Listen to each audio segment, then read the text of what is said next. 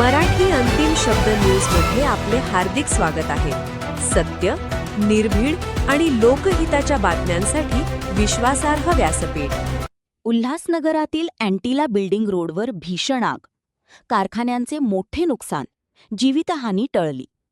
Ulhasnagar Antilia building road, Saibaba मंदिर opposite Gajanan compound परिसरातील एका इमारतीत भीषण आग लागल्याने परिसरात एकच खळबळ उडाली।